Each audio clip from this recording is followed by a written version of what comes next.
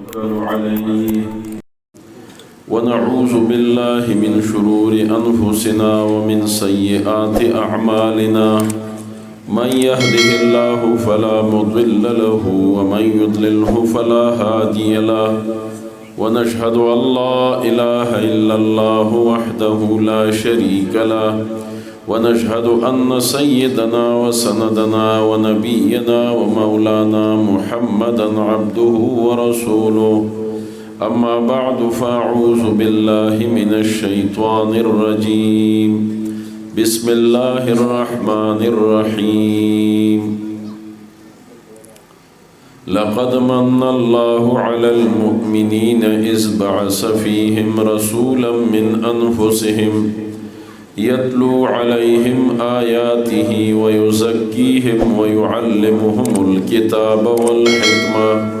وإن كانوا من قبل لفي ضلال مبين وقال النبي صلى الله عليه وسلم خيركم من تعلم القرآن وعلمه أو كما قال عليه الصلاة والسلام صدق الله وصدق رسوله النبي الكريم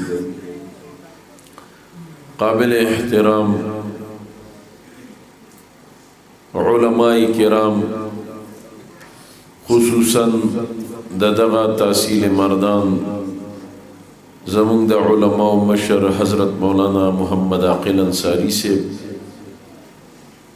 حضرت مولانا محمد ایاز حقانی سے حضرت مولانا شفیع اللہ سے حضرت مولانا قاری نبی اللہ سے گن شمیر کے ناس دلتا علماء کرام طلباء کرام او دی مجلس کی راجم شوی ډیر قابل احترام حاضرو مسلمانانو ورونو الحمدللہ د ډېرې لویې خوشحالۍ موقع باندې موږ او تاسو راجمع یو چې ستاسو دې کلي کې دا کومه مدرسه د قرآن پاک د زده کړې ستاسو د دې بچو د دینی تعلیم او د تربیت دا روانه ده نن الحمدلله د هغې هغه ثمرات ستاسو وړاندې دي چې ډېر ګڼ شمېر کې د قرآن حافظان او د قرآن ناظر اخوان دای تاسو ته پیش کړل او مخکې موږ راغلي وو دلته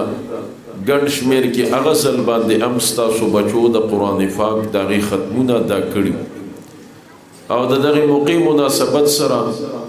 بهترین خبرې محترم ورور حضرت مولانا عاقل انصاری صاحب دا ستاسو وړاندې بیان هم کړي محترم عزیزانو د قرآن پاک د زده کړې مرکز د درس حلقه او دارنګه چې یو قاری صاحب او د هغه شاګردان یو مولوي صاحب او هغه سره د کلي ماشومان ناستي او د خدای د قرآن یادی نو دا د آفات سماویونه د حفاظت یو لوی سبب او ذریعه وي د دې درس په دې حلقو باندې الله د علاقه محفوظ ساتي دا اوسیدون کی د دې په برکت باندې الله محفوظ ساتي قاضی بیضاوی رحمه الله چې کله سوره فاتحه ختمه کی متن کې دا حدیث را نقل کړي دي حضرت عبداللہ ابن عباس رضی اللہ عنہ دا غیر راوی دے اغا فرمائی چې الله تعالی فرمائی چې ډیر کرتے نبی علیہ السلام فرمائی چې رب العالمین د یو قوم او د یو کلی د یوې علاقې د تباہی فیصلو کی پاغي باندې د عذاب درا لګلو فیصلو کی نو چې التبیا د دې فیصلې د رسته یو مولوی صاحب یو قاری صاحب یو حافظ صاحب کینی د کلی ماشومان ځان ته راجمع کی او هغې له سپارې او قرآن لاس کې ورکي او د درس حلقه هلته روانه کی رب العالمین د هغه درس حلقه چې وویني نو د عذاب هغه کړې فیصله دا د هغې قوم نه او د هغې علاقې نه واپس کی چې دې قوم له او دې علاقې له بس څنګه عذاب ورکوم چې دې کلي کې د قرآن د درس حلقه نه لګېدلې ده د محترم عزیزانو دا د آفات سماویونه د حفاظت یو لوی سبب او ذریعہ ده او محترم عزیزانو دا نن دا څومره زمونږ او د تاسو عظیم فتنې په دې معاشره باندې را روانې دي او د مسلمانانو داغي دا نسلونه او دا نوې نسل کنارینه اولاد دے که زنانه اولاد دے دا اغي د دینی تعلیم او تربیت چې کوم دے داغي تباہی او دارنګ داغي د اخلاق او تباہی او دارنګ د حیا د عفت او د پاک دامنۍ د دغه ژوند او زندګۍ نه د خلاصولو دا حربې د اغي روانې کړې دي. لہذا محترم و عزیزانو د دغه تمام عظیم و فتنو مختا نن دا علماء کرام ولاړ دي. حضرت مولانا ایاز حقانی سے تاسو ته تذکرہ وکړه چې د کم طرف نم دا فتنه را روانه ده نو هغه میدان کې الحمدلله دی دینی مدارس او خپل علماء هغه میدانونو ته چې کوم دی ورلېږلي دي که سیاسی محاذ باندې د اسلام خلاف کم سازشونه کیږي نو الحمدلله دی دینی مدارسو د هغه میدان شهسواران دا چې کوم دی سیب میدان ترایست دي. تاسو قتل پدې کراچۍ کې یو ډېر خطرناک جج زمونږ د ملک د سپریم کورټ چې کوم دی سیب ججو الله تعالی ذلیل کا جہاں کی خمیر تھی وہاں پہ چلی گئی د اغاز امتیاز و د امریکې د یهودو د نسوارو اغاز ته سره د بال بچلاړ ورسید. دلته زمونږ د چارسده کې یو میلو هغه د خولې پر توغاق نشته چې کله د طالبان د دې کابل نه چاپیره د علاقې فتح کړي وایي اشرف غني به څنګه افغانستان پریدي دا څه ګپ دی وایي چې اشرف غني به تخت اشرف غني چې جاز تخته د خاندان یو کس ور سره نو A to Z دغه تمام خاندان په امریکا کې د یک یوازې دلته راغلی په هغې باندې حکمراني وکړه او بیا یوازې چې کوم دی جاز ته وختله لوڼه هلته بچي هلته نوسي هلته او دارنګې چې کوم دی خویندې هلته ټول خاندان هلته دغه شانتې دا خنزیر هم راغلی او دلته زمونږ استاسو د سپریم کورټ چې کوم دی مشري وکړه او دارنګې چې کوم دی لاړ واپس هلته نو هغه یو فیصله وکړه وایي د کراچۍ کې یو جومات دی طارق روډ باندې د هغې نوم هم مدینه مسجد دی وایي دا ورانه جج صاحب دا ولې ورانې د دې په ځای بل نوی جومات جوړی غټې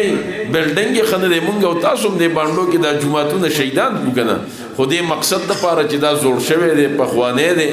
او دارنګې چې کوم دی نو نوی بلډنګ یې اوس تعمیر شي نه دا د دې دپاره نه د څه دپاره وایي دا د جینکو دپاره پارک نشته دی چې هغې پکې مازدیګر کې چکرې وایي سار کې پکې چکرې وایي 40 کاله د خلکو دلته دا منځونه او سجدې وکړې وایي دا پوره دي اوس به پې پارک جوړ کړو د دې نه پس دا خو مسلمان نشي کولی دا خبره ډېره مشکله ده که دا سړی مسلمان نو لہذا محترم عزیزانو اوس د هغې مقابله خو پسې روزه نه کېده چې راځئ سې روزه به ولګو نو خدای به دا جومات بچ کنه پسې روزه او بچ شوی ونه او کنه موږ تاسو ته وایو چې راځئ ټول مدرسه کې داخله والی نو خدای به دا جومات بچ کنه دا به کوو چې راځئ خانقاه ته ځو چې پیر صاحب نه ټول بیعت وکړو نو خدای به دا جومات بچ دا په دې نه بچ کېږي دې دپاره مفتی اسد محمود په پارلیمنٹ کې راپاسېدو د سپیکر په سترګو کې سترګې ورکړئ د وزیر اعظم په سترګو کې سترګې ورکړي نو دلته هغه په پارلیمنٹ کې دننه لګیا او دا د ګیرو د پټکو خاوندان کراچۍ کې ورته په طارق روډ باندې ودرېدل چې زه ستا پلار د کرین راولېول به زمونږ د دې سینو نه تېرې بیا به په جومات باندې چې کوم دی صاحب ورولي نو لہذا محترم و عزیزانو وقعدو لهم کل مرصد هر مورچه به سنباله چې دی د کم طرف نه حملاور دی چې د هغه میدان شهسوار تا سره یو هغه ځای نه چې کم ځای نه دی ډز کوي نو چې د هغې نښه ایښتونکي بیا موږ سره موجودي نو الحمدلله نن عربو علماو سره دا میدان کې څوک نشته نو بیا هلته وایي په تبلیغ پابندي د حرم د امام خولې ته تعالی پرته یې هغه هم نشي ویلی ابا بیا هم وایي خدای د محمد لا ته واړه جنت ته ورکړي